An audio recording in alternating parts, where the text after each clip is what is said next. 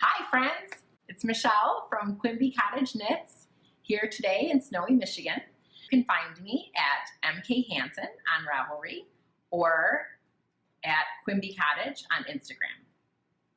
It has been a while since I have podcast. As you can see, my life has been a little bit crazy. I have this huge fat cold sore right here. My hair is fuzzy mess. But here I am anyway, because I have some pretty exciting things to talk to you about, even though I really haven't done very much knitting. I'm going to start by what I'm wearing. This is my Frid sweater, and I made this because I wanted some instant gratification. I'm going to be honest with you. It took me 4 days to knit this, although I didn't knit one of those 4 days. It's knit out of Malabrigo Rasta. This is the Frank Ochre color, which is my favorite Malabrigo color, I think. I also really like glitter. But I don't think that glitter comes in Rasta. Anyway, I bought this as a birthday gift to myself, and I knit it up, and I love it. I have been wearing it. I wore it for 3 days straight last week. There's some fuzz on it. And I am wearing it again today, and I just love it. It's great. I think there's a cardigan version of this top too. I did make some modifications. It only comes in 2 sizes, the small, medium, and the medium large. I knit the medium large. My bust measurement is 43 and a half, but my waist measurement is probably more generous than that. I don't actually know that number off the top of my head, but what I do know is that these days I enjoy an A-line. So what I did was when I stopped at the sleeves, I continued to do increases. You do an increase on either side in the front and on either side in the back, I think. And I continued to do those 3 more times after I separated for the sleeves. So it's definitely more generous at the bottom, which I really like.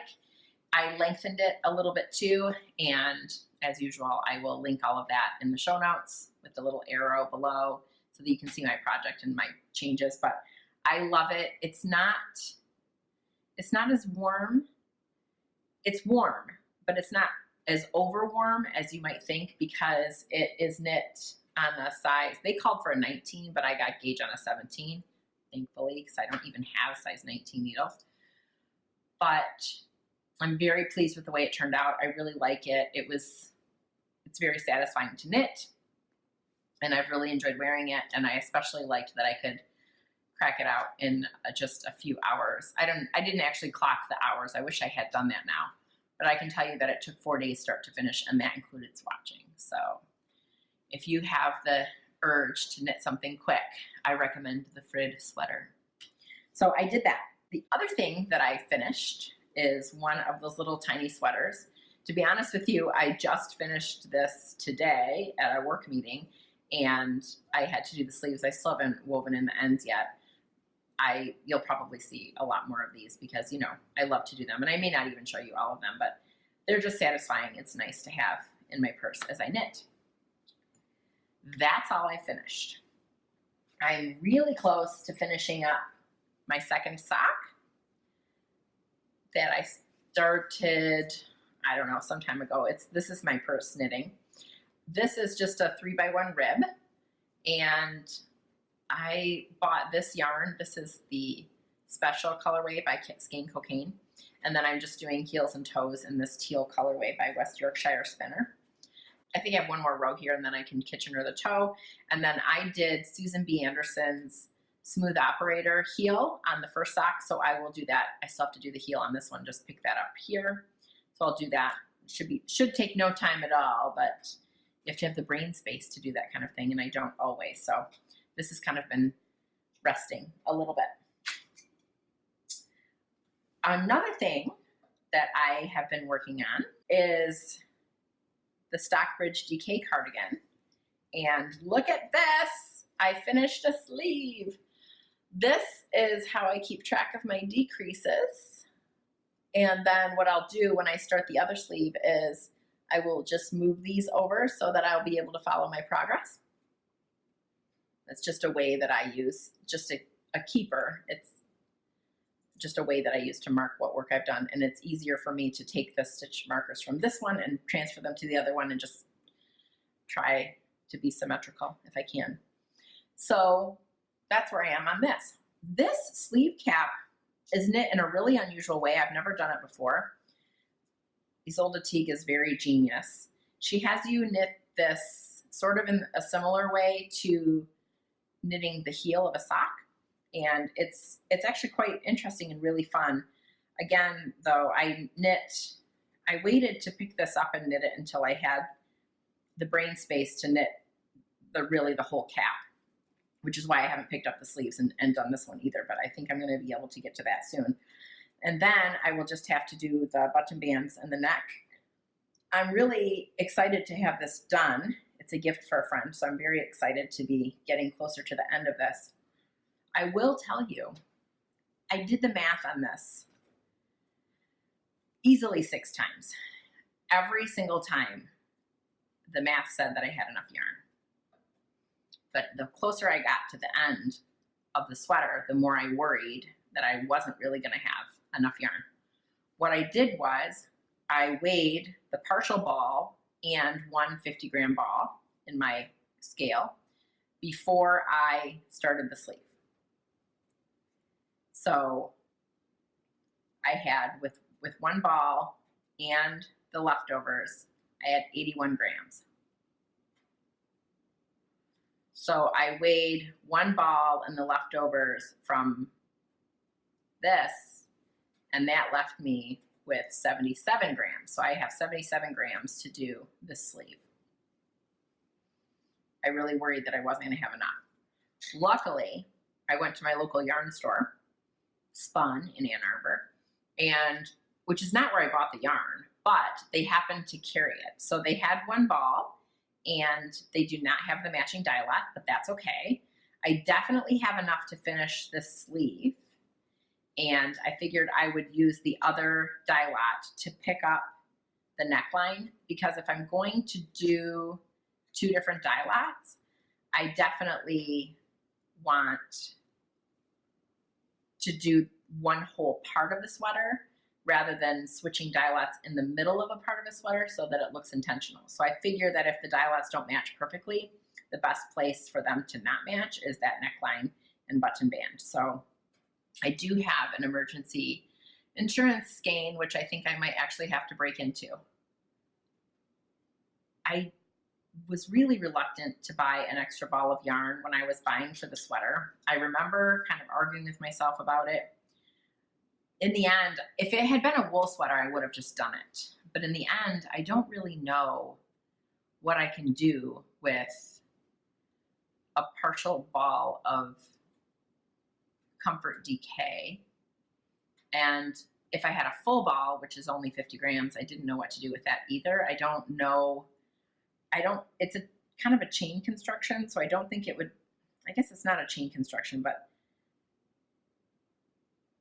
I don't know. It just doesn't seem like it would be very good for pom-poms, and I just didn't know what to do with it.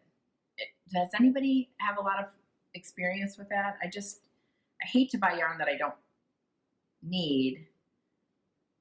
More than that, I really hate to buy yarn that I don't know what I'm going to use it for. I'm better at buying yarn if I know what it's going to grow up to be. So I didn't buy that extra ball, and now I might have to mix dye lots. But anyway, I'm hopeful that by the time the next time comes, I will have this done and I will be able to say hooray, and I'm really looking forward to that. This sweater has taken me longer than a sweater usually does.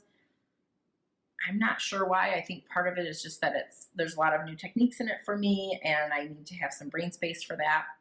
Also, it's a steel gray, which is kind of a dark color. Sometimes it's not the best thing for me. Also, part of it is that it was for a friend, and so I was careful to check and recheck my math, and I made some adjustments to the pattern. I'm a little nervous about that part of it, so I wanted to really double check and make sure I was doing what I think is right. So I think all of those factors went into the length of this, but I am looking forward to having it off the needles. Some other things. All right, I also did a bit of mending since I last talked to you. my daughter, I knit these socks for my daughter a while ago. I'm not going to tell you who they're by. I really liked the yarn. I really loved knitting it. I think the colors are amazing. At the time, that dyer only had yarn that was merino. It didn't have any nylon in it.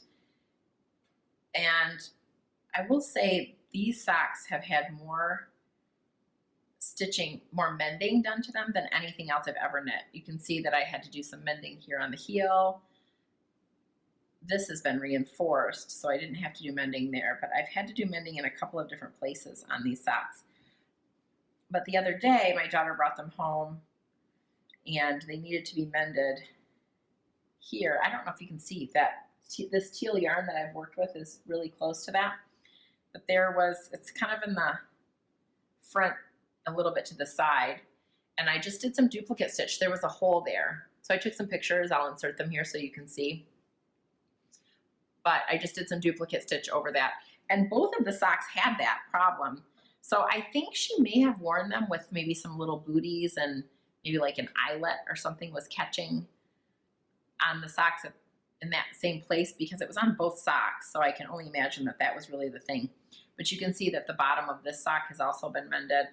So since that time, the dyer has moved to a different base that has some nylon in it. I have not tried that, but I'm going to buy some and try it. I love her color sense. I love the color striping that she does. I will say that probably if these were my socks, it wouldn't be such a big deal, but these were for my daughter. I don't know if she's harder on socks or not. The other thing that could contribute, that probably in all likelihood has contributed to these needing to be mended, is I think I knit these on a size 2 needle. They're quite old actually, back from when we lived in Pittsburgh. So I think that I used probably a size 2 needle on these when I first started knitting socks. That's what I did, and I've since gone down to a 1.5. So actually, the problem might be that they're just merino, but with no nylon. But the problem also could be that I knit them at a looser gauge. So anyway, the point is I've had to do a lot of mending on these socks, but they still look really great. They're probably, I mean, I would have to think about how old they are, but let's see. They're at least probably 6 years old. So I think probably that's probably pretty good for a pair of socks. But I will knit, I think I'm going to get some more of this yarn by that dyer, and I'm going to knit a new pair for her because I know she really likes them. And what I did on this sock was I just knit, I think 5 stitches, and then I slipped every other row. So there's this little slip stitch detail here on the sock. It's just a fun way to do something slightly different on a self-striping sock. And I might not have been very consistent about it. It doesn't, again, they're kind of old. Anyway, they're well loved. There you go. I mended them for my daughter. One of the biggest reasons that I didn't get a lot of knitting done over this time period was a project. So I have a friend who knitted a sweater, and she called me and said, I don't know what to do. I have knitted the front onto the back. And I did not understand what she meant. And so she sent me the sweater. She's not a local friend, but she sent me the sweater. And sure enough, this is the front. And you can see that there's a nice scoop neck. And this is the back, as you can see. But it has a high-low hem. And she had accidentally knit the front onto the long hem in the back. I'll insert some video here to show you. Anyway, I mean, no one would wear a sweater where the front was lower than the back. And besides, if you had one of those back tattoos and you didn't want to show it, you don't want a high-low sweater with the high part in the back. So she asked me if I would be willing to cut it and then just re-knit the bottom.